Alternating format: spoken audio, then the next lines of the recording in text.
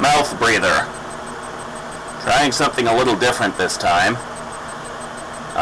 Usually when I record a video, my priority is just to get my thoughts out of my head and into an electronic storage device as quickly as possible. If I had my druthers, I would do that with basically all of my thoughts all of the time.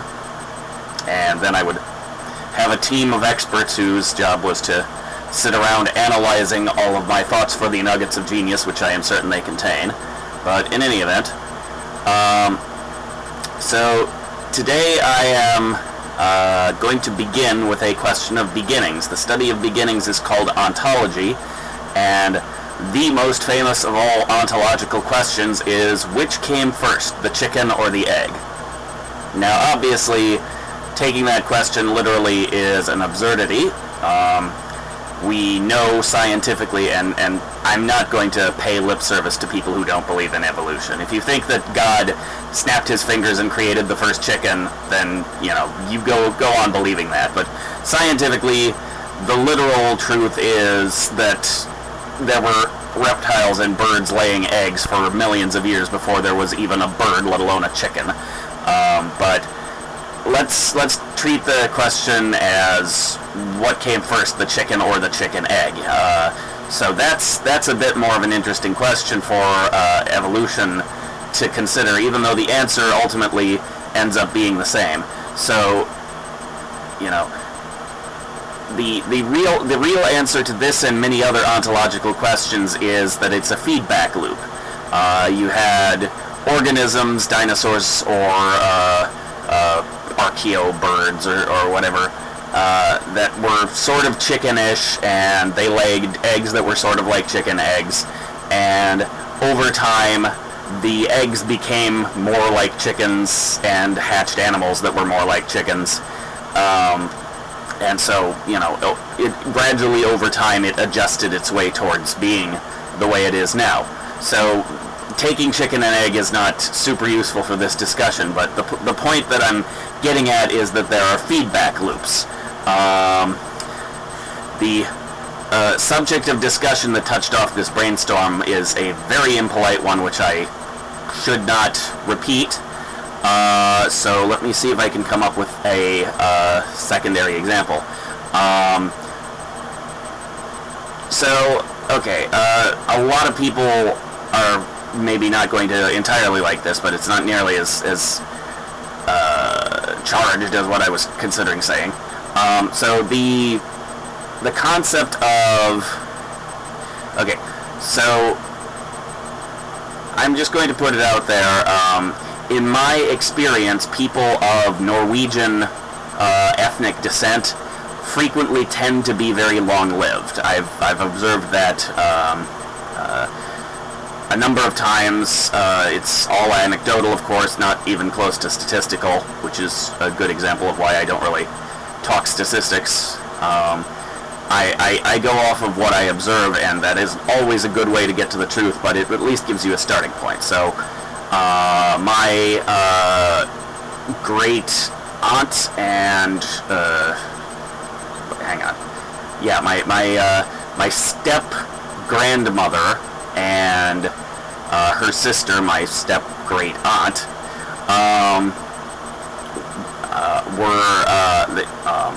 they were both from the same, obviously, Norwegian family, and the one who had reproduced lived to, I think, 87, and the spinster got to be about 94. I'm inclined to suspect that there was a connection there. The stress of raising a couple of children probably helped shorten the lifespan of the married one a little. But anyway, so if we're looking at this as an ontological question, take it as a given that Norwegians have extended lifespans. That may not be 100% true, but for the sake of argument, we're going to say that it is. And just for the record, I'm not remotely Norwegian myself. As I mentioned, there was a relative through marriage, not a blood relative, so not tooting my own horn to any real extent. Anyway, so let's take it as a given Norwegians are long-lived. how did that come about? Well, the answer is it was a feedback loop. Over time, conditions in Norway gradually changed in a way that led to people living longer, and the fact that people lived longer meant that they changed conditions more in that sort of direction. So most things in the world come about in this fashion. They are the product of a feedback loop which gradually makes thing A more true, and thing A then causes thing B to become more true, which in turn causes thing A to become more true. So we can see all sorts of examples of that, including this stupid goddamn pandemic that will not end, which you begin with a relatively minor threat from a not super deadly virus that pretty much only affects people with weakened immune systems, but you also have a culture in which a lot of people have weakened immune systems because we have been living our lives in this all life is sacred, therefore we're going to use all sorts of mad science medicine to save the lives of people who are born with all sorts of birth defects and would never survive in a Darwinian environment, and will not go into the argument of whether that's good or bad. I'm just saying that it has the direct consequence that people have weak immune systems and lots of other health problems, and they're more vulnerable to disease. So these disease organisms are drifting around out there,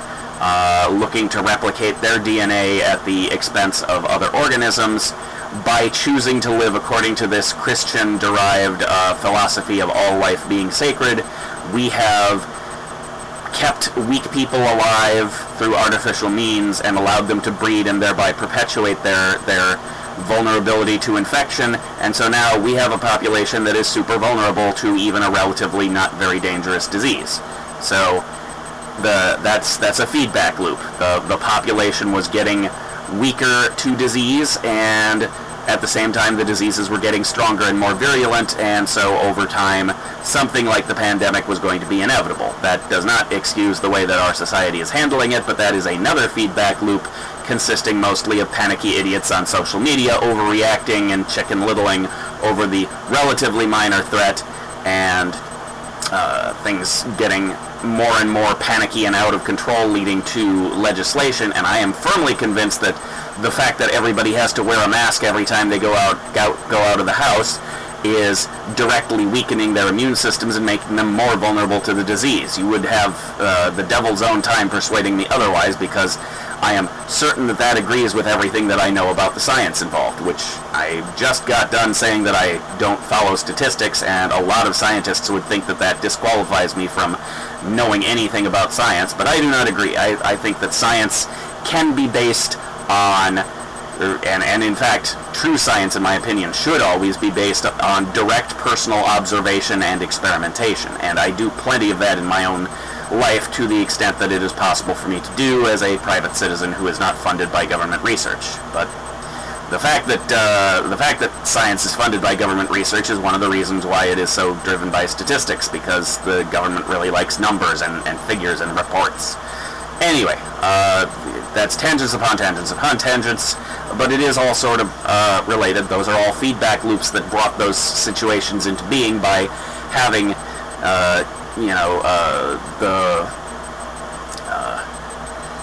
the weird analogy that's coming to my mind is I was going to say something about a block of frozen oil, but I got a better example. There's an old sci-fi story. It's one of my favorites. It's, I believe it's by Fritz Leiber, and the title is A Pail of Air. It is set in a distant future where the Earth has been pulled away from the sun by some sort of rogue comet, and so it's now drifting further and further out into the blackness of space. The global temperature is like 3 degrees or 3 degrees Kelvin or something ridiculous like that. So all of the world's air is frozen, and the vast majority of human beings are dead. But our viewpoint characters are one family living in what they call the nest, I think. It is a space that has been sealed to 99 point whatever % effectiveness to seal in the atmosphere with layers upon layers upon layers upon layers of blankets all around what was originally a large spacious family home, and so they've like filled 3/4 of the space with solid just to slow down the air escaping, and so they have a little pocket of existence in the middle. Don't try this at home, by the way. If the Earth ever actually does freeze, we don't want to try to make this situation work, because the sanitary conditions would be absolutely horrifying. To have 4 people living in like a closet, basically, just not able to even go outside to really go to the bathroom. The story doesn't address how that gets handled, because that's not the point of the story. Science fiction in general tends to leave a lot of extraneous details on the side so that the author can get to whatever the point is that they are trying to explore with this extended thought experiment in narrative form. So anyway, a pail of air, the central conceit is all the air is frozen. The family in the nest has a fire. They cannot ever let the fire go out for a minute, because they need the fire to constantly boil pails of melted air, or frozen air, that they bring in from outside of the nest. They have to put on a spacesuit, go out and get a pail of air, they bring it back in, they put it next to the fire, and excuse me. So as the pail of frozen air sits there next to the fire, the heat from the fire melts the air, and that gets the air accessible to the fire, which allows the fire to burn hotter, thereby melting more air. And so, if you were able to actually get a thing like this working, it would be a feedback loop that would make this possible. You would have to pass a sort of tipping point. We're not even going to start on tipping points. There's an entire crack podcast about that, which talks about it much more effectively than I can. So the feedback loop constantly, once you get past the tipping point, a feedback loop sort of self-perpetuates and keeps 2 things moving sort of parallel to each other. And so that's how a lot of the world comes about. And so, besides the 2 relatives that I alluded to, the other Norwegian person that I know is my best friend. A weird personal thing about me is that my best friend is a man of roughly double my age at the moment, and it used to be more than that. I got to know him when I was 15. I am now coming up on 40, so that was 25 years ago. So he was 50 at the time and is now 75, so we're narrowing the gap. So at this point, he is in pandemic lockdown because, being 75 years old, older than that I think, he also has a lot of health problems. He's scared of the coronavirus. His wife is probably scared of the coronavirus. So they're in lockdown. I have not seen them in forever, and this has been the worst year of my life, in large part because my best friend and pretty much my entire social circle, who I knew through him, are all inaccessible to me. I don't have online contact info for any of these people because I used to see them in real life, and very abruptly lost the ability to do so with basically no warning. Because the lockdown happened, or at least he chose to go into lockdown with basically no warning. There was never an indication that it was heading in this direction. I know there were some people who were paying attention to what was happening in China in January, and they might have seen this coming, but I was not among them for whatever reason. So my friend is, as I said, super old and has a lot of health problems. But because he has, or at least I believe he has, that Norwegian longevity gene, whatever it is, a somewhat morbid way that I just thought of it, that I kind of hope he never finds out about, is I am of the opinion that if he were exposed to the coronavirus, it probably would not kill him, but he might wish he were dead, because he's already got a lot of problems in his life, and if he lost lung function as a result of surviving a COVID infection, like I said, I don't think it would kill him, but it would be one more problem, and he already has enough. So, he is the one person who, when I am ranting and raving about how we should do nothing whatsoever about coronavirus, I still believe that people like my elderly friend should quarantine themselves. I don't agree with the idea that we have a social responsibility to all of us quarantine ourselves for the benefit of those handful of people. I get the logic, but I just don't agree with it. I think it's false, flawed. But anyway, so I had a way to tie the mention of my friend into the feedback loop talk, but I no longer remember the connection. So once again, I'm going to cut this video off in the 15-minute range. We're coming up on 16 instead now, but I will possibly revisit this topic later when I have figured out more of how I wanted to tie that together.